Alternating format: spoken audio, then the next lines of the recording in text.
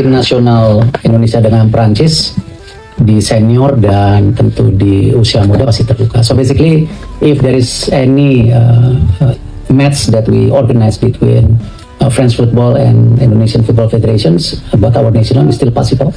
If I allow to answer this one, you agree with this? Yes, it's a usual question, and the international calendar are very codified. Of course, is with the youth teams and women or men, they need to compete. So I think they are both very important.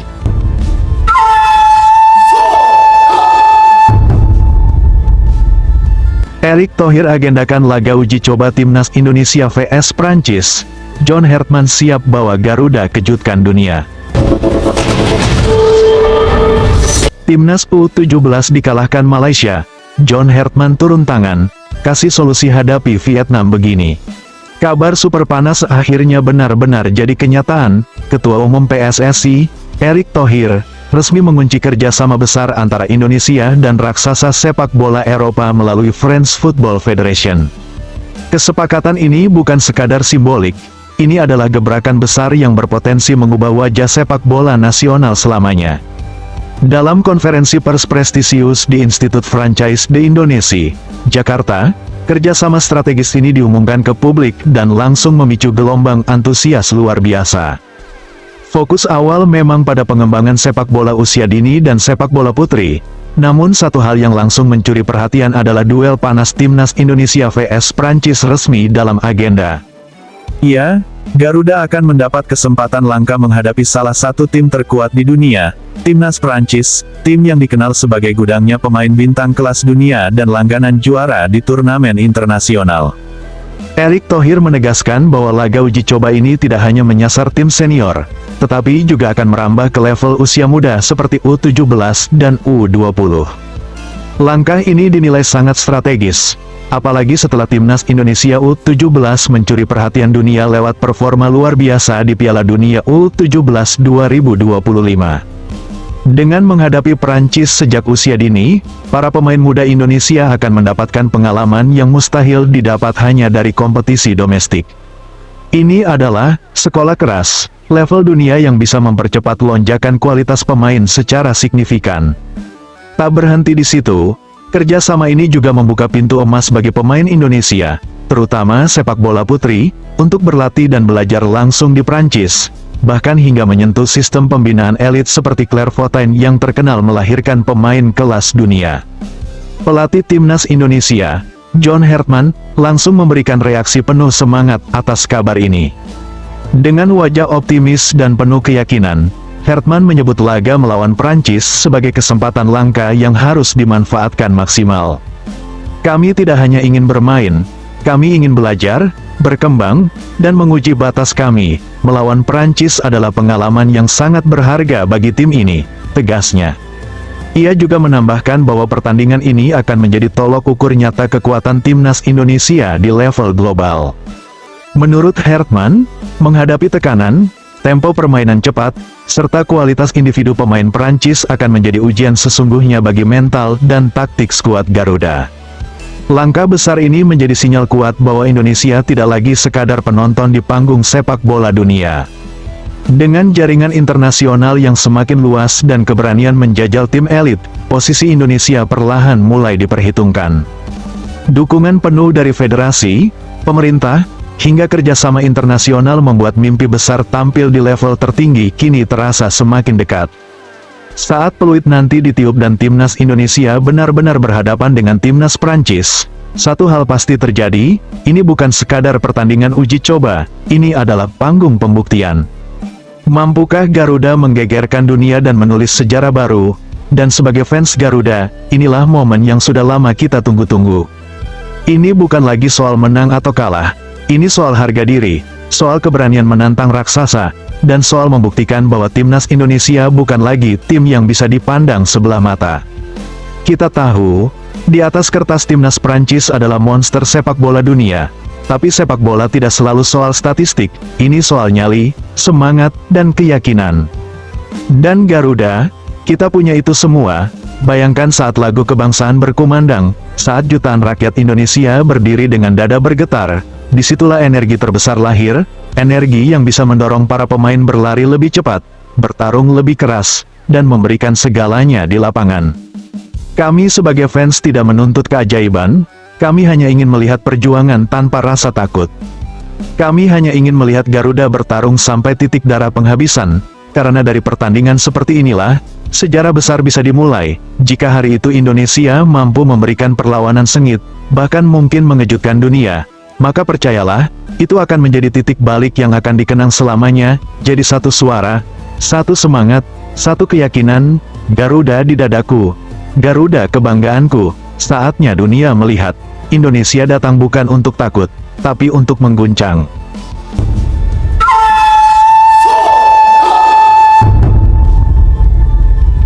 Timnas U17 dikalahkan Malaysia, John Hertman turun tangan, kasih solusi hadapi Vietnam begini. Hasil pahit harus diterima oleh skuad Garuda Muda. Timnas Indonesia U17 harus mengakui keunggulan Malaysia dengan skor tipis 0-1 pada laga pembuka grup A Piala AFF U17 2026 di Stadion Gelora Joko Samudro, Gresik, Kamis, tanggal 16 April tahun 2026, malam. Satu-satunya gol penentu kemenangan Harimau Muda dicetak oleh Muhammad Faris melalui tandukan cantik hasil skema sepak pojok di menit ke-33. Kekalahan ini tentu menjadi tamparan keras bagi tim asuhan Kurniawan Dwi Yulianto yang sebenarnya mendominasi penguasaan bola, namun kurang tajam di depan gawang. Melihat jalannya pertandingan yang berlangsung ketat dan kesulitan yang dialami anak asuh Kurniawan Dwi Yulianto dalam menembus pertahanan lawan, sosok penting di balik skuad timnas, John Hertman, dikabarkan tak tinggal diam. Pelatih kepala timnas senior tersebut seolah tak terima melihat anak buahnya dipermalukan di kandang sendiri dan langsung turun tangan memberikan solusi konkret. Tanpa menunggu waktu lama, Hertman langsung memberikan arahan dan pesan penting baik kepada para pemain maupun pelatih Kurniawan Dwi Yulianto untuk perbaikan segera jelang laga krusial melawan Vietnam. Detail pertandingan, dominasi bola tak berbuah gol.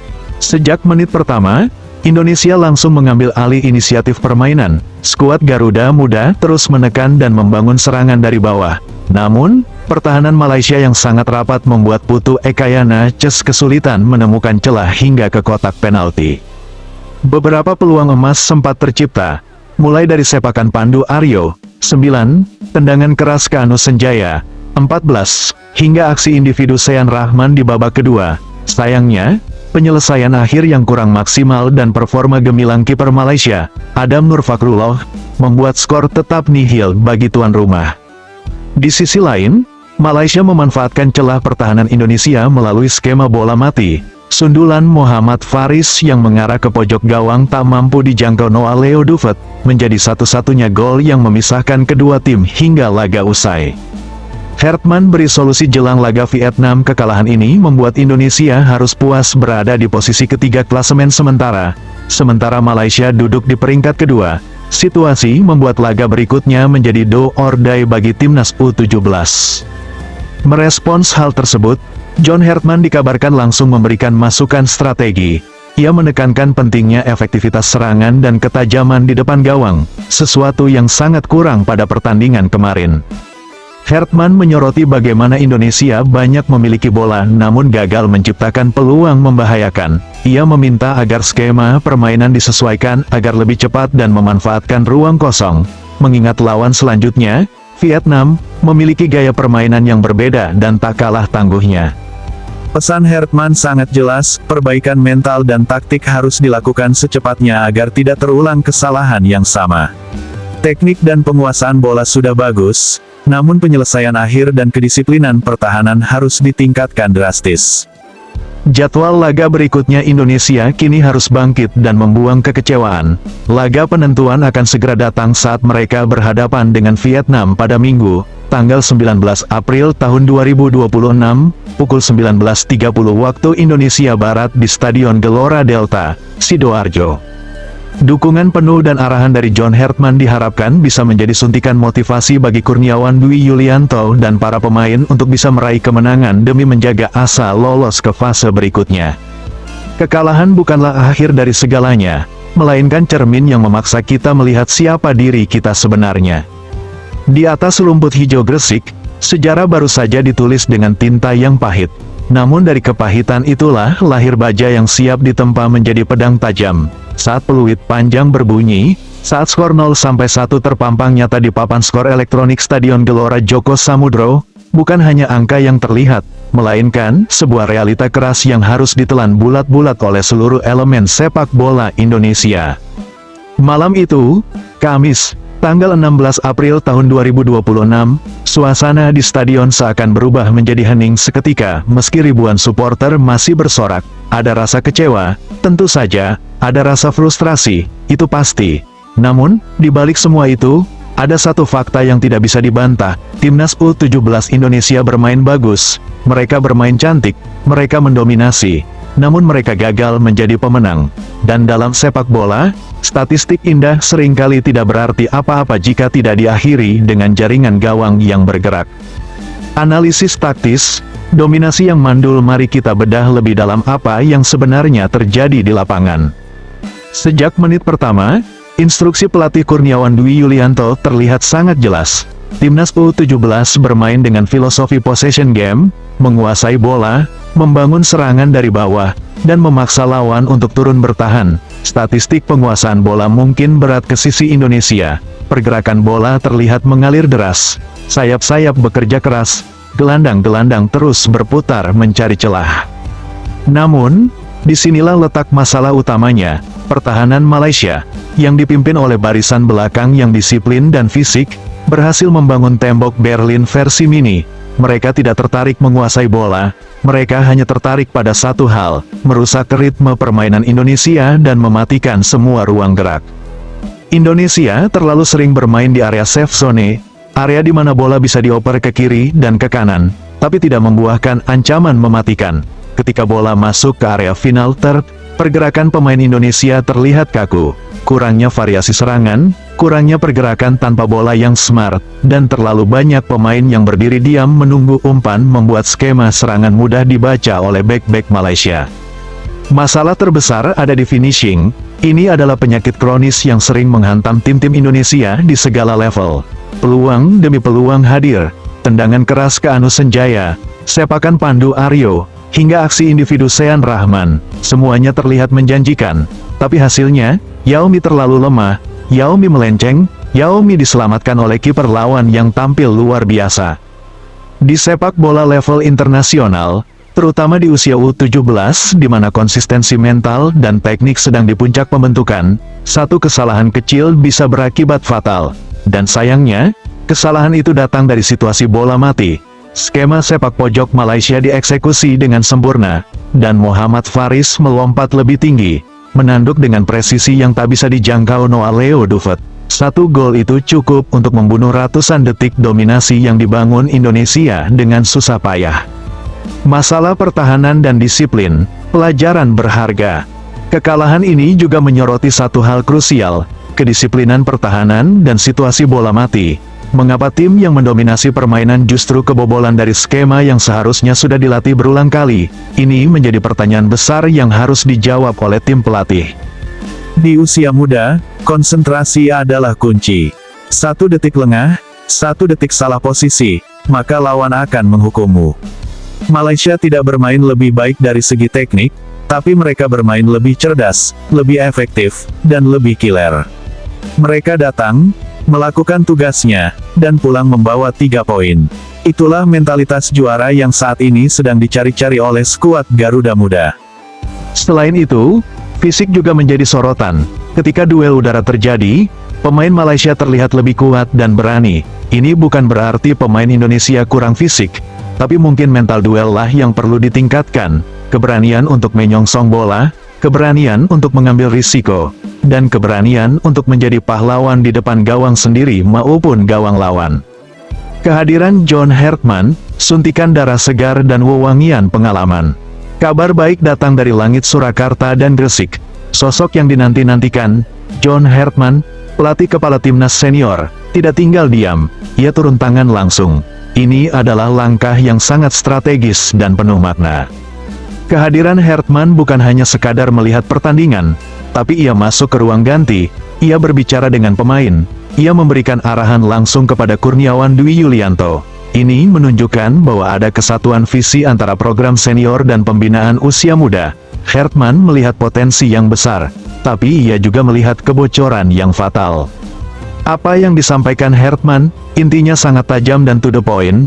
Teknik kalian sudah bagus, penguasaan bola sudah bagus, tapi kalian harus menjadi lebih kejam di depan gawang.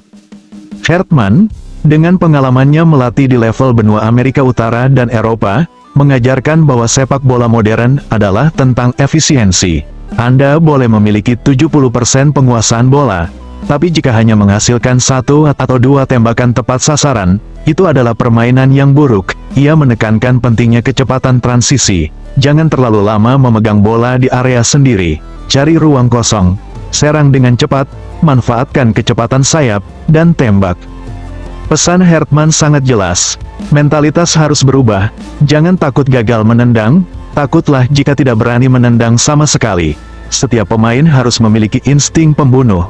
Saat bola datang ke kaki, pikiran pertama bukanlah, jangan sampai salah, tapi, ini saatnya mencetak gol. Tantangan berikutnya, Vietnam dan pertarungan hidup mati.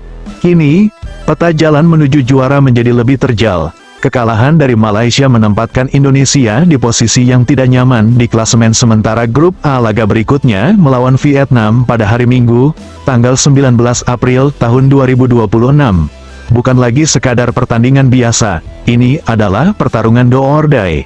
Ini adalah pertandingan hidup atau mati bagi harapan mereka untuk melangkah lebih jauh. Vietnam adalah lawan yang sangat berbeda karakter dibandingkan Malaysia. Jika Malaysia bermain sangat fisik dan disiplin bertahan, Vietnam dikenal dengan permainan transition yang cepat, teknik individu yang bagus, dan disiplin taktik yang sangat tinggi. Mereka adalah tim yang tidak akan membiarkan Indonesia menguasai bola dengan mudah. Mereka akan menekan lebih tinggi, mereka akan berlari lebih banyak, dan mereka akan memaksa pemain Indonesia membuat kesalahan. Maka, solusi yang harus diterapkan tidak bisa setengah-setengah. Berdasarkan evaluasi pertandingan sebelumnya dan arahan John Hertman, berikut adalah resep atau solusi konkret yang harus segera diimplementasikan oleh Timnas U17. 1. Perbaikan drastis pada penyelesaian akhir, finishing. Ini adalah nomor 1. Latihan khusus finishing harus dilakukan berjam-jam. Pemain harus dilatih untuk tetap tenang di bawah tekanan. Jangan terburu-buru, tapi juga jangan terlalu lama mengatur kaki. Gunakan kedua kaki, manfaatkan ruang sempit. Jika perlu, tembak saja dulu, jangan selalu mencari umpan terbaik. Kadang, gol lahir dari tembakan mendadak yang tidak terduga. 2. Variasi serangan dan pemanfaatan ruang terlalu banyak bermain datar membuat pertahanan lawan mudah mengantisipasi. Lawan Vietnam yang lincah, Indonesia harus lebih sering memainkan bola ke belakang bek atau through pass yang membelah pertahanan. Manfaatkan kecepatan pemain sayap untuk memotong ke dalam atau melakukan cross akurat. Skema permainan harus dibuat lebih dinamis, tidak monoton. 3. Perkuat pertahanan di bola mati. Ini adalah PR terbesar setelah kebobolan dari Malaysia. Jarak pertahanan harus rapat, marking harus ketat. Jangan beri lawan ruang untuk melompat bebas. Kiper dan bek harus memiliki komunikasi yang sangat baik. Satu kesalahan lagi di sektor ini bisa berakibat fatal karena Vietnam juga sangat kuat dalam skema bola mati. 4. Mentalitas baja dan kepercayaan diri kekalahan harus dilupakan dalam semalam. Jangan membawa beban ke laga berikutnya. Pemain harus sadar bahwa mereka adalah representasi negara. Dukungan supporter masih ada. Meski ada teriakan kecewa, tapi cinta mereka tak akan putus. Hertman dan tim pelatih harus menanamkan keyakinan bahwa mereka mampu menang, bahwa mereka lebih baik dari lawan, dan bahwa gol akan datang jika mereka terus mencoba. 5. Kecepatan dan intensitas. Hertman menekankan permainan lebih cepat. Lawan Vietnam tidak bisa diajak main lambat. Jika Indonesia bermain lambat, Vietnam yang akan mengambil alih kendali. Permainan satu sentuhan harus ditingkatkan. Pergerakan tanpa bola harus lebih cerdas untuk menarik keluar bek lawan dan menciptakan celah. Harapan di balik kekecewaan masyarakat Indonesia memang dikenal keras. Mereka haus akan kemenangan. Setiap kali timnas kalah, kritik dan hujatan pasti datang menyerbu dari media sosial. Namun, kita harus ingat, ini adalah pemain U17. Mereka masih anak-anak yang sedang belajar. mereka masih dalam proses pembentukan karakter dan kemampuan. Kekalahan ini justru menjadi momen emas. Bagaimana mereka bangkit, itu yang akan menentukan seberapa jauh mereka bisa melangkah di masa depan. Seorang pemain besar tidak lahir dari kemenangan demi kemenangan yang mudah, tapi lahir dari kemampuan menelan kekalahan, bangkit, dan membalasnya dengan kemenangan yang manis.